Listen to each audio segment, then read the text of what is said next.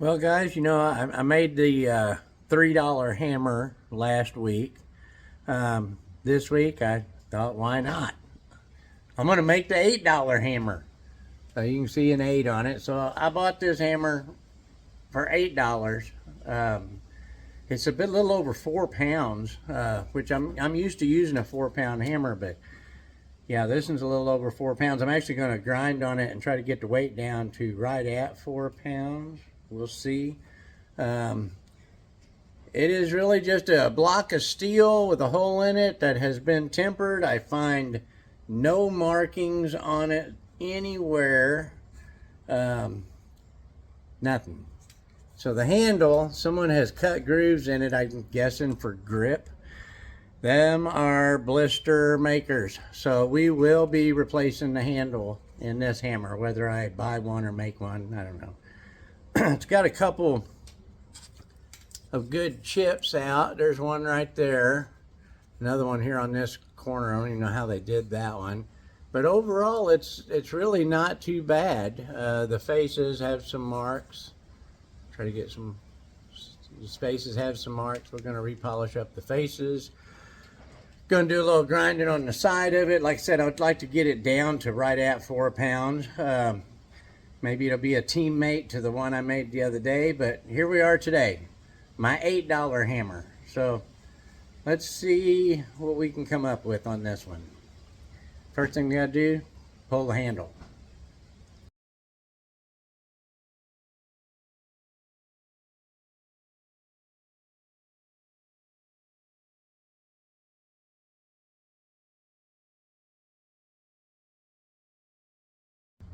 Folks, don't do stupid things. I don't know if anyone caught what I just did, but it was stupid.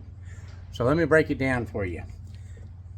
I pulled my wedges out of here and I went to drive the handle out, and there was nothing handy right there. So I had the punch in my hand. I turned it over and I hit it with the hammer to drive that out, and stupid. So not only did I chip the point off my punch, but that chip flew over and hit me in the finger and put a hole in me. Could have been an eye just as easy. And on top of that, I got to fix my punch and my hammer. It's got the dings in it. See right there where I hit with the punch? Don't do stupid stuff. It causes more work. So, we'll get back to that. All right, now that I got my punch fixed and my hammer fixed, let's get back to it. So, still bleeding, by the way.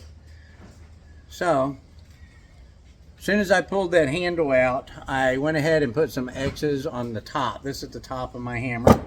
I want to keep that reference. I think what I'm going to do is probably grind the top clean first and maybe make some kind of mark in it that won't wipe off, wear off. A center punch mark or something, okay? But I think what I'm going to do is I think I'm going to take this part that's got the bad chip in it. I think I'm going to make this the round face, and I think the other part that's actually not bad, I think I'm going to make it the flat face. And I want to pull some weight off of it, so I'm going to grind on the sides a little bit and dish it in, and let's just see what happens. So the first thing that I want to do is put some kind of little mark in it. New punch. Let's see. Let's put it on the bottom. That way it'll be hidden in the future.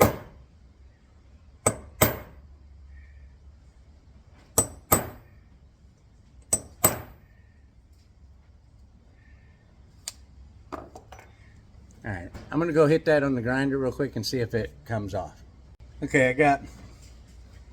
got bottom cleaned up. I went ahead and hit that with a drill real quick. Boy, this hammer, it is hard.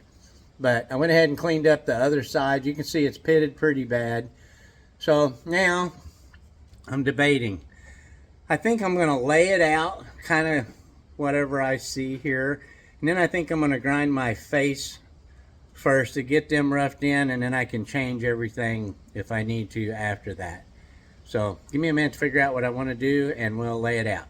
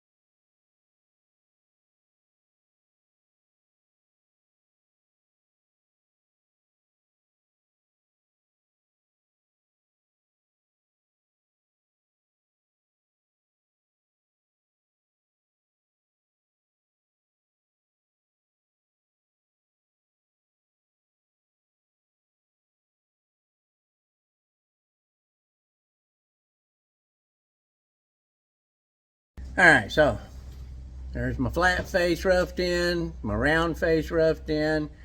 We're getting close. Now I got to thinking, I'm thinking, well, if my flat face is not level, not square, when I'm swinging, it'll be hitting odd. So what I did was I set this on the tabletop of my bandsaw, put this square on there, and checked all four sides, and my eyeball's good. It was awfully square. So now you can see that I added this line right here. So now from the center mark to this line and from the center mark to this first line is the same distance. So that'll leave me a little band around it. So now what I want to do is I want to grind on my I'll use my big wheel. I don't want to take a whole bunch of weight, but I do want to drop some of this weight. But I'm going to dish out all four sides on both ends from this line to this line and from this line to this line, right? So I'm going to dish them out kind of like you would do facets on a jewel. There's my jewel.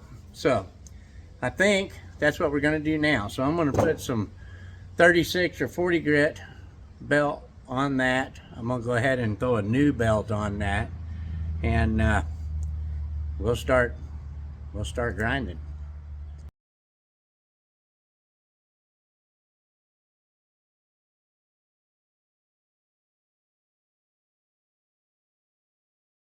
So that's going to kill my back. I'm going to see if I can get a seat over there and figure out some way to do it sitting down. Sure is faster to move metal in the forge than with the grinder. Remember that. Faster to move metal with the heat and a hammer than it is with the grinder.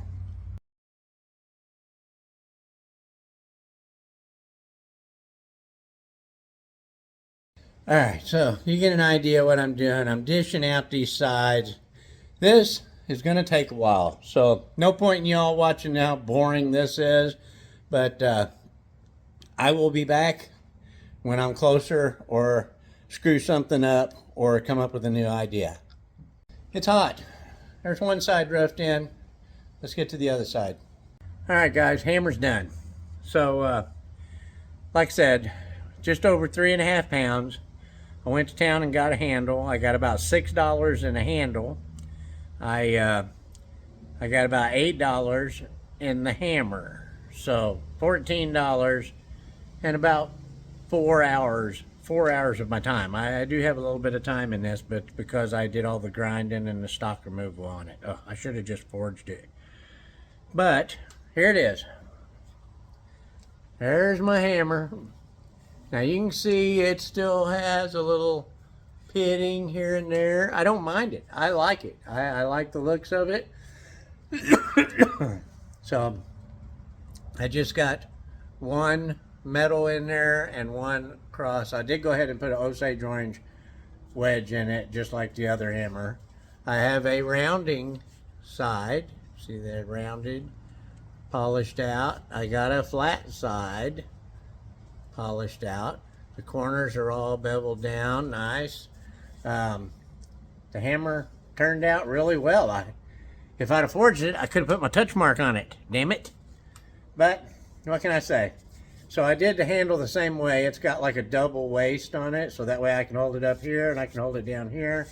It indexes really, really well. I can tell exactly where this head is at all times, just like the other hammer.